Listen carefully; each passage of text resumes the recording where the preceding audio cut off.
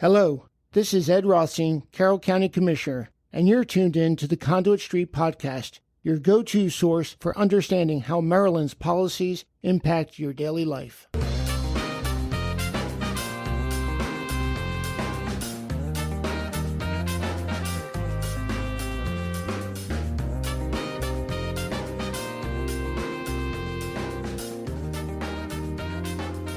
Hello and welcome back to the Conduit Street Podcast. This is Michael Sanderson from MACo, happy to take the reins and the microphone and steer the ship with another exciting guest. Now, from time to time, I have brought on the air one of my counterparts from another of these state associations of counties, and I'm really happy to have Lisa Schaefer with us. She's the executive director of the County Commissioners Association of Pennsylvania. I believe that's CCAP. So, Lisa, thanks so much for joining. Thanks for having us, Michael. Always good to have this collaboration with our partners down south. That's right. We have that funny little, the Mason-Dixon line between our two states, but we have an awful lot of things in common and some things that separate us. But you and I have been corresponding and running in the same circles for some time, and we gather benefit from our peers through a peer group and through the National Association and whatnot. So I thought you'd be a really great guest to plug in. And it seems like we've got a number of topics that would be interesting for our listeners here on this podcast are people who are generally interested in politics and policy at the state and local level. We steer a lot of conversations to county government stuff, but as it turns out, when we talk about technology or we talk about trends or whatnot, that kind of stuff tends to sell pretty well also. So there's almost no topic that the resilient Conduit Street Podcast listeners cannot handle. So we are delighted to have you talk with us. Maybe give us a couple minutes on you and your path to leadership within CCAP and sort of the station that the organization holds up in Harrisburg and with your member counties. Sure. So I actually started my career, not that I want to do the math, but 20 years ago, coming out of college, working in the state Senate for 3 or 4 years there. I worked for one of our local senators from where I grew up. Interesting, you learn very quickly in the first, couple of months, couple of weeks that the government that they teach you in school is not exactly the way government works on the ground. So it was definitely a very much a learning experience, particularly here in Pennsylvania with the way we handle our government. But from there, went on and switched over to the outside. Actually worked for the Pennsylvania School Boards Association for a couple of years doing lobbying and government relations before I landed here at CCAP in 2010. So I started off in government relations here. And then in 2019, right at the end of 2019, took on this role as executive director, which if you're doing that math, was right before COVID hit as a new executive director. Certainly, one of my consolations I always say is that none of us knew what we were doing. So it didn't matter if you had 3 months or 30 years of experience, but was certainly fortunate to have this group of other state association execs to rely on and commiserate with during that time period. But yes, I'll be hitting my 5-year anniversary in this role coming up at the end of the year. Well, congratulations on that. And I think you've been a smashing success. You're a real great contributor to our peer group. We have a national organization for folks who run these state associations and under the NACo umbrella. And I've enjoyed hearing from you and having exchanges with you at that level as well. So for our listeners, can you give just sort of a quick sketch of what's the portfolio for the county governments that are the members of CCAP as far as what does their budget look like? What are the big things that they invest in? I know that's different from down here in Maryland. So some of that conversation is a stutter step from here to there. What are the counties in Pennsylvania principally focused on? So we're a little bit of a different beast up here. We have 67 counties in Pennsylvania. All 67 are our members. So we range from Philadelphia. We have 8 classes of counties, technically 9, because we have 2 and 2A class counties. But our first class county is a city-county hybrid, Philadelphia, where the city manages most of the affairs, but the 3 county commissioners handle elections. Our single second-class county, Allegheny County, on the other end of the state, which is where Pittsburgh is located. And then we have our 2A counties, our kind of larger counties around the Philadelphia area, and then our 3rd through 8th class counties. all of our more traditional counties outside of Philadelphia, let's say we handle everything pretty much from A to Z, the local implementation. So that's everything from running our assessment systems, human services like mental health and children and youth. We run the local courts, the corrections, the jails here. We do land use planning and farmland preservation. We run the elections here in Pennsylvania. About the only thing we don't do is roads and zoning here in Pennsylvania. So a little bit different. I think one of the other unique aspects too is, so, whenever I go to one of our national conversations, I hear people talking about unincorporated area, and I'm like, what are you talking about? Here in Pennsylvania, every single square inch of land is actually taken up by 3 different local governments. So our school districts, our 500 school districts are a separate local government entity.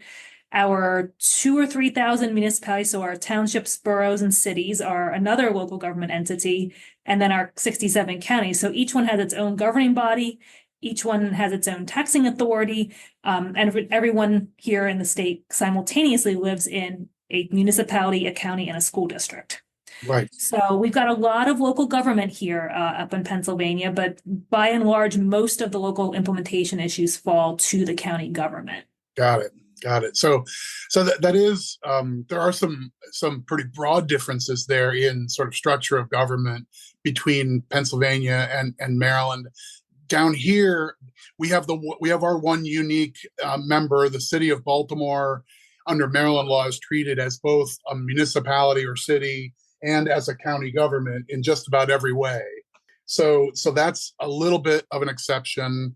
And then outside of Baltimore, it's only around 1 out of 5 Marylanders live in an incorporated city or town. So when you say, what's that unincorporated area? We're mostly unincorporated, and most Maryland residents actually live in the county and receive that whole suite of services from their county government. So not only do we run the jail, but we do manage the local roads, but we would do the planning and zoning, and we even fund the school systems through the county budgets down here. There's only a handful of states where that's the case. So I think we're each our own special little island with our quirks and, political deals made up in decades and decades or centuries ago. So we're all, some artifice of deals from days gone by. But I think if you've seen one state and its county structure, you've probably seen just one. And we also say here in Pennsylvania, if you've seen one county, you've seen one county. I think that is a winning argument. So you made a quick mention to how we run the government here in Pennsylvania. As I recall, we had the team from our association from MACo came up to Harrisburg a few years ago and met with a number of your colleagues at the, by the way, very impressive sort of campus and facility that CCAP has. You have a larger staff than our state does. You have a number of bigger responsibilities and provide more services back to the member counties with insurance and some other stuff that our shop doesn't get into. But we had talk about doing communications and member services and legislative affairs, and we were awestruck by the sort of structure and timing of your state legislature. So for Maryland listeners, I would advise you, maybe you may want to sit down for this, but Lisa, walk us through what a year in the state legislature in Harrisburg looks like. Yeah, so I think I said, when I was doing my introduction, that the government, when you sit down and experience it on the ground, is a little bit different than what you learn in your textbooks in school. So here in Pennsylvania, we essentially run on the congressional schedule. So we have a 2-year legislative session, begins in January of an odd numbered year and runs through the end of November of an even numbered year. So we are in the 2nd year of a 2-year session right now.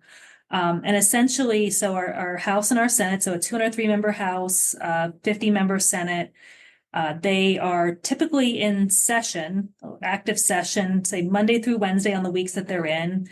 They'll be in 2 or 3 weeks at a time from January through about May or so. And then right now, in fact, our fiscal year starts July 1. So our General Assembly is in right now. Well, I shouldn't say maybe not act, but they're negotiating our state budget for the coming fiscal year. Yes, still. If we are lucky, we might act like we are actually doubting it's going to be done on time, which is not abnormal for us. But once that budget gets done, they'll break for a summer recess and then come back in September, October.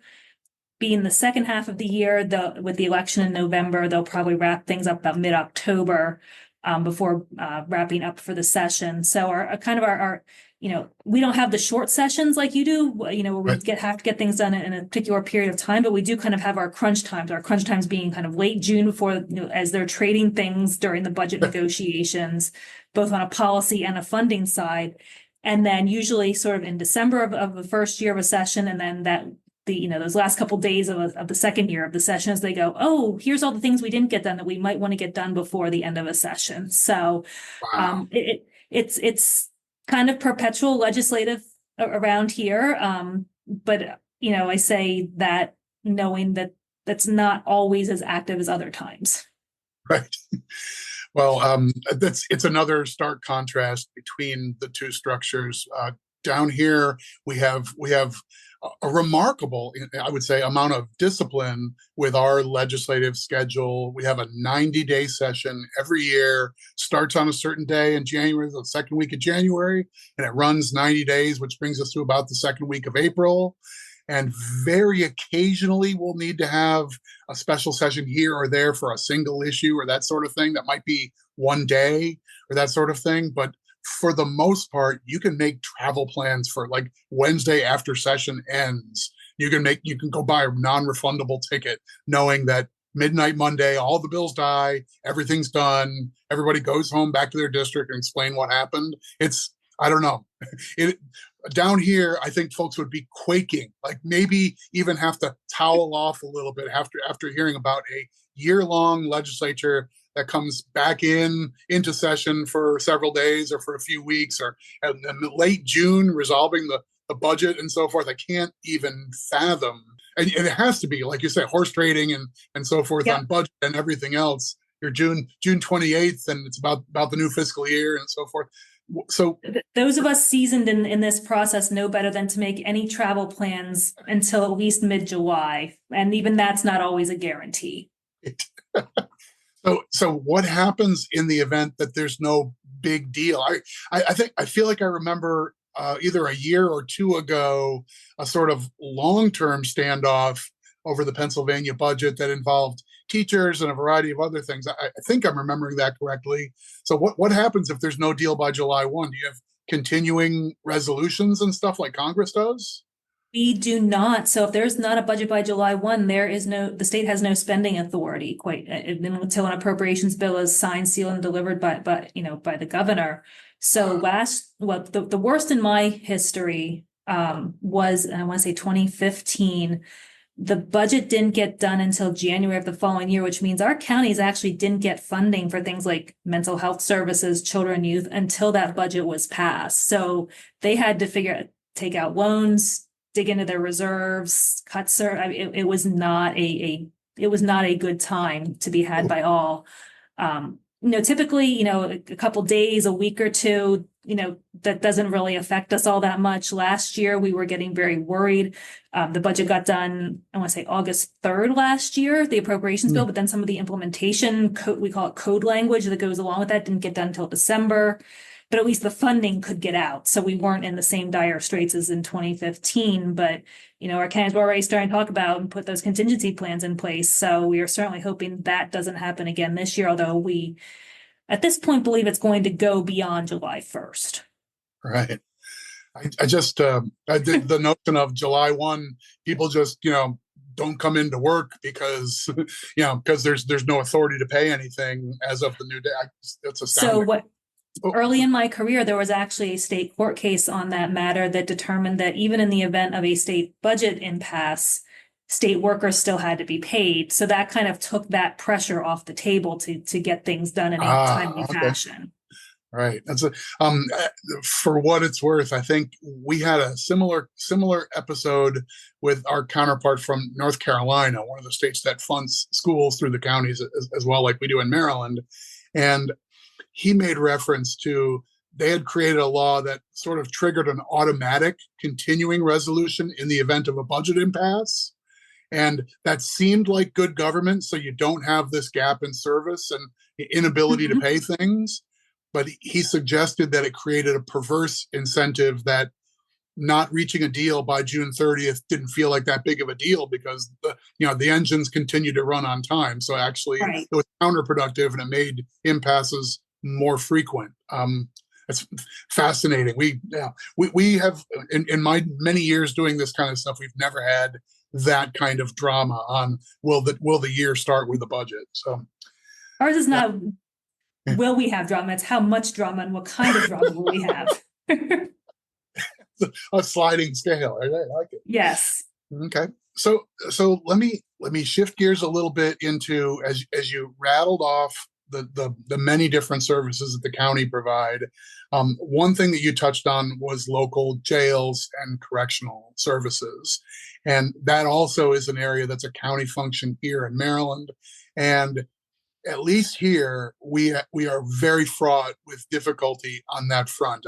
I'd be surprised if you're not facing the same sort of thing, but if you're not, we want to get up there and start learning how did Pennsylvania solve this problem, because we are in a real crisis where our county jails are substantially overwhelmed with people not just being held pretrial or not just being held on short sentences, which is the true mission of the local jails here, but they're basically in a way station because there's not a treatment bed for their drug addiction or substance misuse problem, or they probably need psychiatric care and there's just not a bed for them to receive the sort of care that they really need. And the only place to have them so they're not a danger is at one of the beds in the county jail for way too long and more or less not receiving the services they need. We are not in any kind of equilibrium on this. It's an uneasy spot for everybody, including our wardens. Does that sound familiar in Pennsylvania, or have you managed to somehow thread this needle? And if so, please tell me how. I wish I could tell you I had the magic crystal ball, but unfortunately our situation here in Pennsylvania is exactly the same as yours. We have, I think our counties tell us, easily 75% of their inmate population has either a mental health issue or a substance abuse issue or both. And there is just no place to take them because the unfortunate part, you talked about the state budget a few minutes ago. One of our top priorities is mental health funding in general, because what we're finding is the community system is so broken that you can't find access to services. And so people are suffering. They are not getting the treatment they need. And as well as I do, mental health isn't a crime, but when it's left untreated, it can lead to interactions with the criminal justice system, and then they end up in our jails. And so, it's a really tough situation, but I wish I could tell you I had the crystal ball for it. Right. I honestly didn't expect that there was an easy solution. And you're right. To some degree, this is a money issue. And I don't know how the margins of your state budget debate look, but our situation has gone from relatively comfortable to way less comfortable in the space of the last year or so. Sort of, some federal funds have started to dwindle, and we've had a little bit of softer footing on the revenue side. So, finding, I don't know what the number is, but finding $150 million to open up a new state facility and be able to take the people who need care at that level is a much tougher proposition right now than it even might have been a year or two ago. Yeah, I think the cushion, so to speak, in the state budget depends on who you ask most days. But yeah, to your point, like trying to make sure you have those beds, those psychiatric beds, those places to put people with serious mental health issues is, something we really need to address. But like I said, it's also the community services, because we've got people just every level of mental health needs in our prison. Even when we have things like mental health courts or diversion programs or things like that, when you're looking at a 6-month wait for a provider, what that doesn't really help. Or when they are in the prison system and they can come out, they can't get services to maintain the treatment they may have received in the prison setting. So, how do we stop that cycle where they just keep coming right back through? They leave the exit door and they come right back through the entrance door again. Right, right.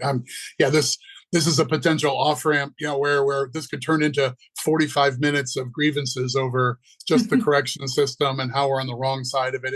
I think, as much as anything, it suffers from being an unsexy issue.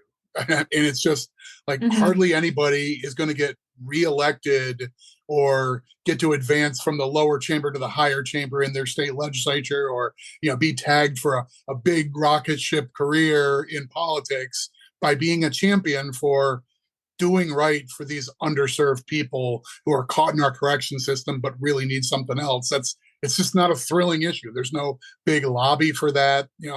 And there's the ACLU and other advocacy groups, but that's about adequacy, not really about rewarding triumph, sadly. Right. Ends up coming down to folks like your members and mine, the folks who are on the ground every day, seeing the impacts that it's having and trying to figure out how to make things right for our population. Yeah, yeah.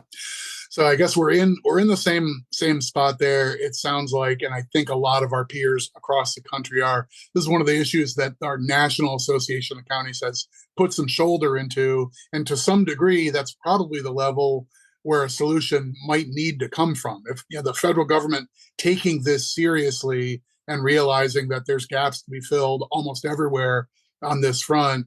I mean, this is sort of like a grand infrastructure crisis, as opposed to just the day-to-day sort of functioning of government. But all right, well, okay. So as you tick through the things that your counties do, you mentioned elections, and I'm hoping that this doesn't give you some sort of a visceral, negative, terrified reaction. I don't want to trigger that in you, but I mean, down here, our counties manage elections and so forth. That's very common across the country. And for us, that means we have a little debate about, we moved to mail-in balloting, and we made some special accommodations during the pandemic. And we've had our sort of policy debates about same-day voter registration and other mechanics like that. But all those kind of pale in comparison to being a high-profile, true presidential election swing state and the deep purple, every poll is within a few points, and then all the extra that came with that. So at risk of making this a traumatic conversation, can you share with our Maryland audience, what did you all go through, your counties, the folks you work with at the county level? What have you all been through the last few years, with Pennsylvania being one of the states where people are standing up outside the building holding signs or throwing objects and whatnot? What's going on up there?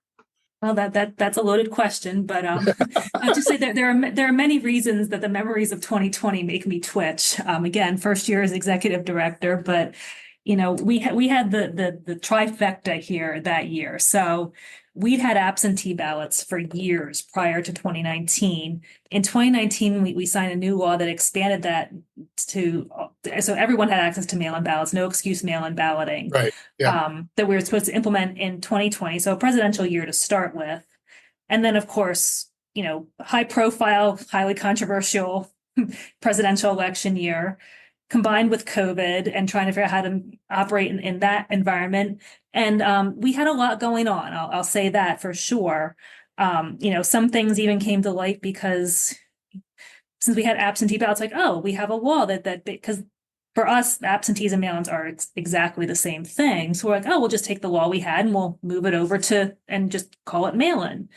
Except we forgot little things like we couldn't process those ballots until 8 p.m. at the precincts on election night, as opposed to, we're like, well, wait, we're going to get so many more. We need more time to process those. And, and then you just had all the questions, all the things we didn't think about, our drop boxes allowed.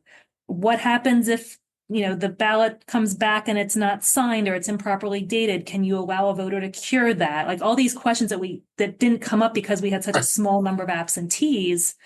Now, all of a sudden, not only are we dealing with all this new law on mail-ins, but now it's all being litigated 6 ways to Sunday, right?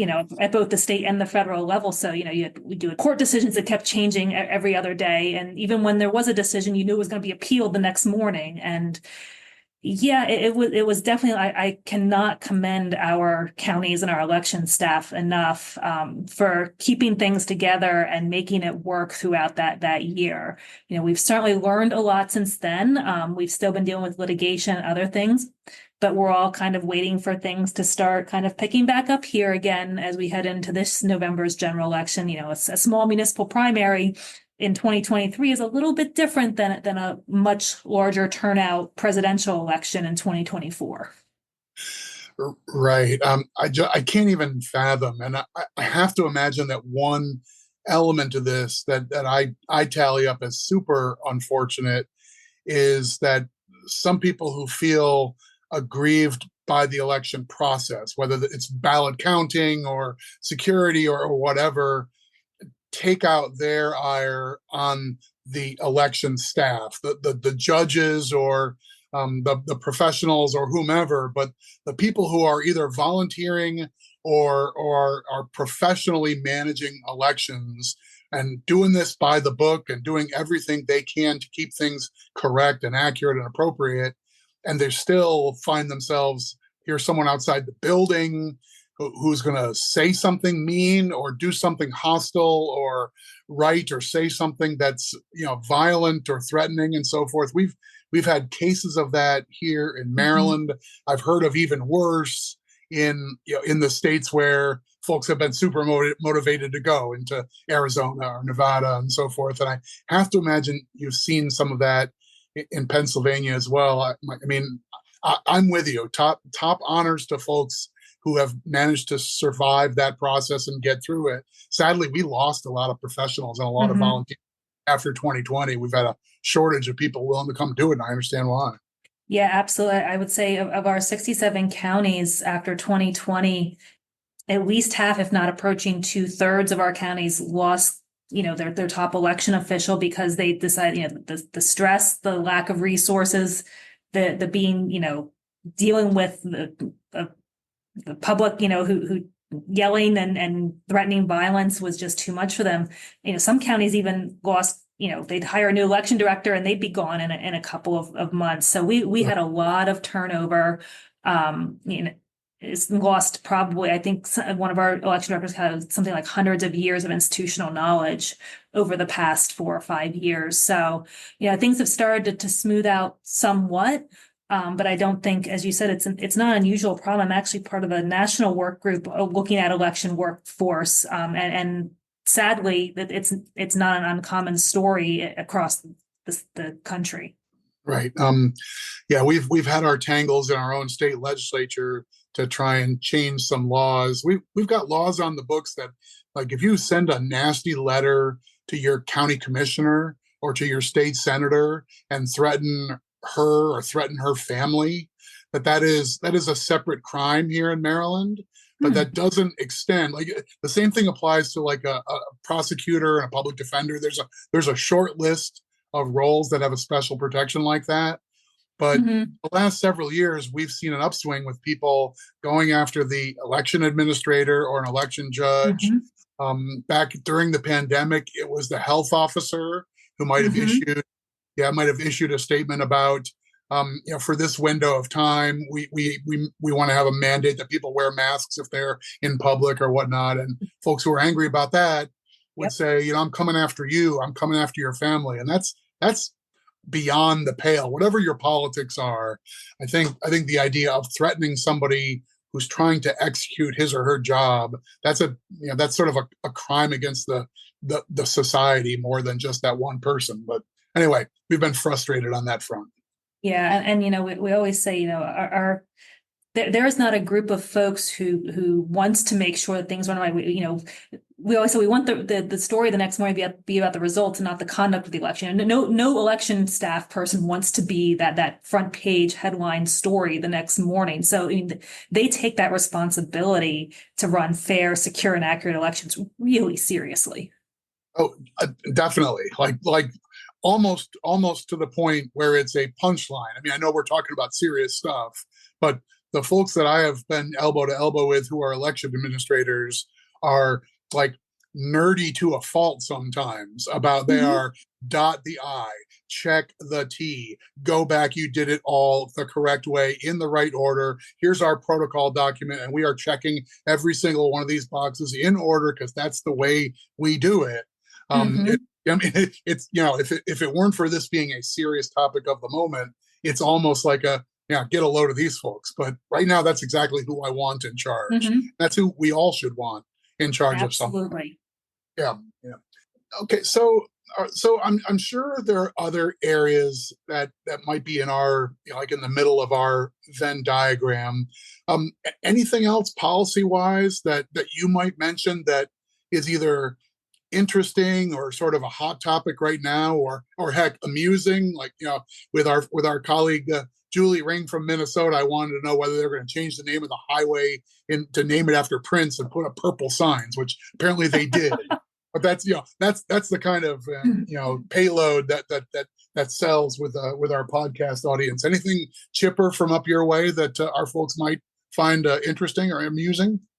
Well, it does sound familiar. We do love our resolutions up here, naming roads and this day celebrates this, and the official state this is that, and those sorts of things. So we do all that kind of important work up here too. But